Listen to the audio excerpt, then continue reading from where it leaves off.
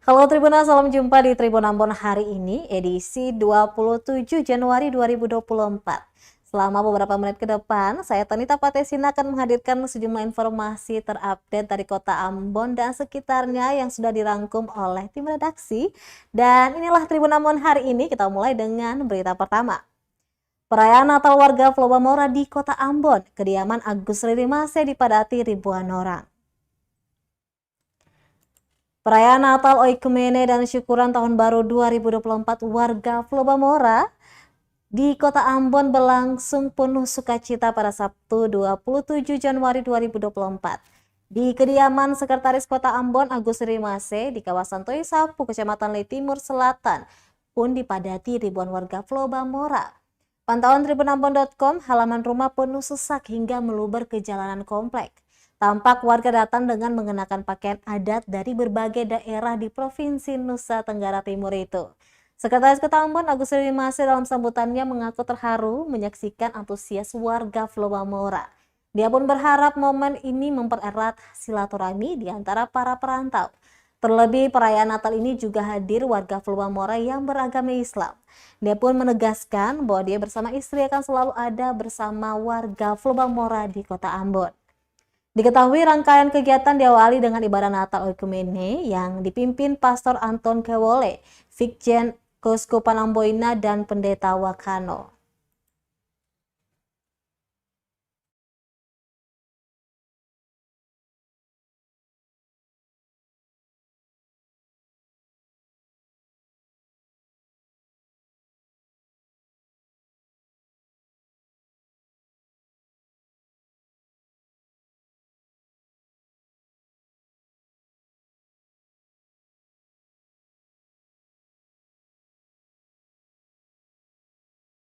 Indonesia cabang Maluku Ranting Kota Ambon melatih siswa SMA Negeri 6 Ambon cara budidaya bonsai.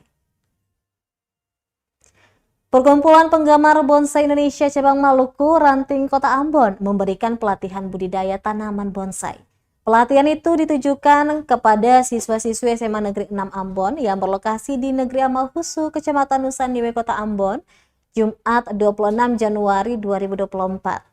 Ketua PPBI Ranting Kota Ambon, Burhan, mengatakan pelatihan ini tentunya berguna bagi para siswa untuk memperkaya keterampilan. Menurutnya, budidaya bonsai merupakan salah satu konsep wirausaha yang menjanjikan.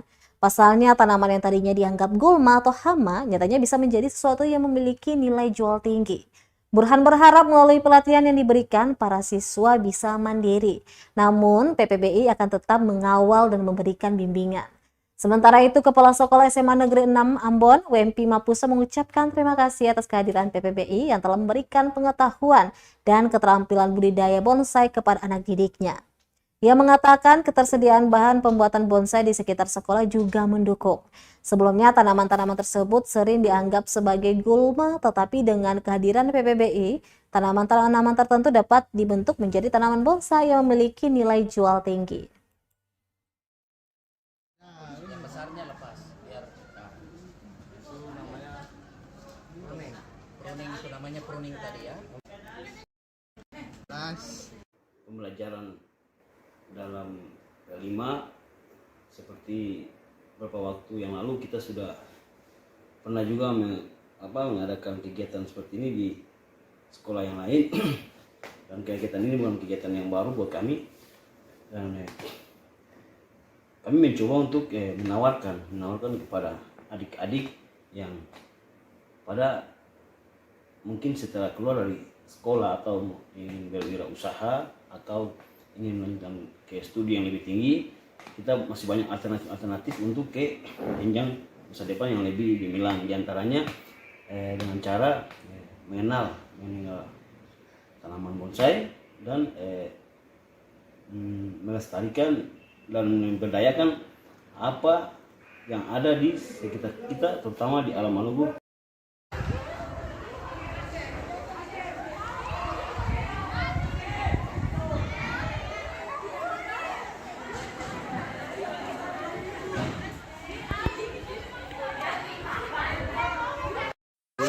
Tribun Ambon.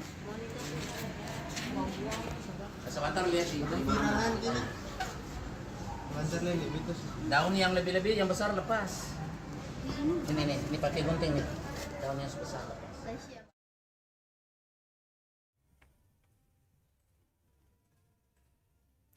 Kita beralih ke berita selanjutnya, Tribuners, terkait dengan persiapan pemilu di Maluku untuk KPU Maluku Tengah simulasi pemungutan suara di Masohi. Komisi Pemilihan Umum KPU Maluku Tengah menggelar simulasi pemungutan dan penghitungan suara di tempat pemungutan suara TPS untuk pemilu 2024. Simulasi berlangsung di Lapangan Nusantara, Kota Masohi, Sabtu 27 Januari 2024. Simulasi itu melibatkan sedikitnya 50 orang pemilih dengan dampingan seluruh unsur penyelenggara antara lain PPS hingga KPPS di 5 kelurahan. Ketua KPU Maluku Tengah Abdul Samad Ningkeula menjelaskan simulasi dilakukan agar kelompok penyelenggaraan pemungutan suara atau KPPS dan masyarakat pemilih lebih paham tentang teknis pencoblosan. Simulasi ini sendiri diselenggarakan secara nasional oleh seluruh KPU di daerah. Menurutnya, simulasi menjadi penting untuk memastikan seluruh petugas kepemiluan paham pelaksanaan pemilihan umum serentak 2024 nanti. Mengingat pemilu kali ini, pemilih akan dihadapkan dengan 5 kertas suara yang tentu akan memakan waktu dalam proses pencoblosan, sehingga kesiapan petugas juga harus dipastikan benar-benar siap.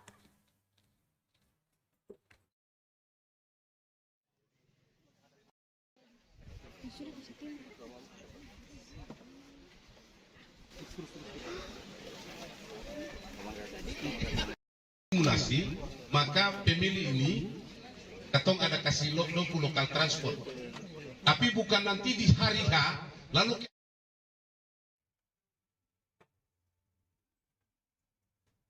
Antisipasi pemilih salah masukkan jenis surat suara ke kotak, KPU akan melakukan langkah-langkah ini. Pemungutan suara jadi momen puncak pesta demokrasi 5 tahunan, sehingga sangat dinanti-nanti oleh para pemilih. Menyambut momen itu, KPU Maluku Tengah melakukan simulasi pemungutan suara. Dalam pelaksanaan simulasi di Lapangan Nusantara Masohi Sabtu 27 Januari 2024, ditemukan kesalahan memasukkan surat suara dalam kotaknya.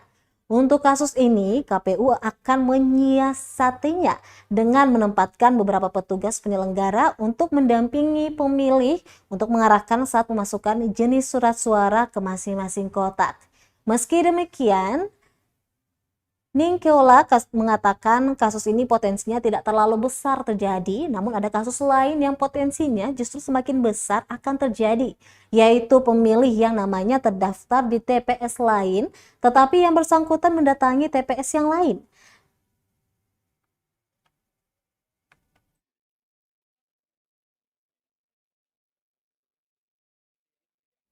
Untuk itu, seluruh jajaran penyelenggara mulai dari KPU hingga PPS dan KPPS akan melakukan pengetatan saat proses pendaftaran di TPS nanti dengan memantau daftar pemilih tetap atau DPT online.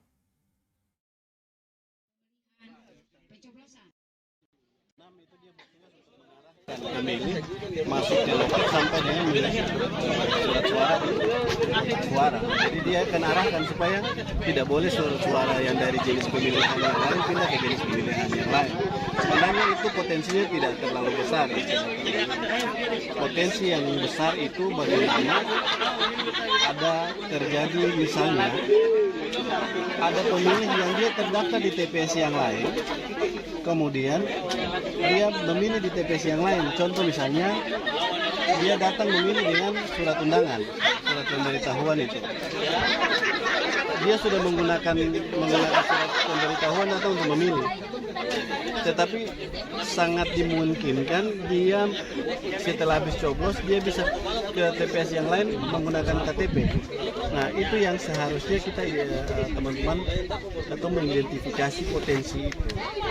Nah, sekarang kan sudah ada aplikasi yang namanya aplikasi cek DPT online.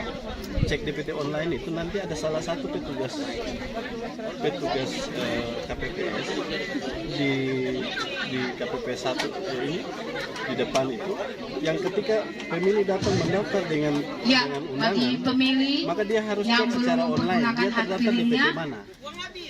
boleh Dan nanti ketika dia terdaftar di PP Ya. mana, dia akan hanya bisa memilih di situ. Dan itu akan berlaku di TPS yang lain. Sampai keluar itu berapa menit?